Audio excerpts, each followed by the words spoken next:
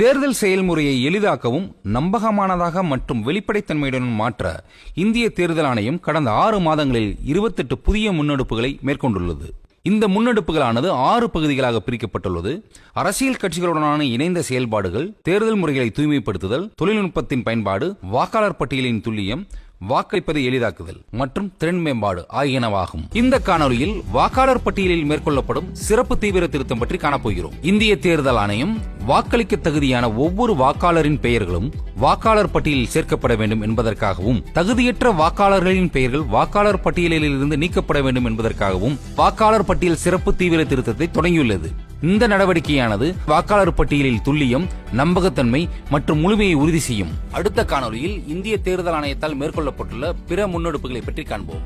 இதுபோன்ற இந்திய தேர்தல் ஆணையம் தொடர்பான மேலும் புதிய தகவல்களுக்கு எங்களது அனைத்து சமூக ஊடக தளங்களை பின்தொடரவும் மற்றும் சப்ஸ்கிரைப் செய்யவும்.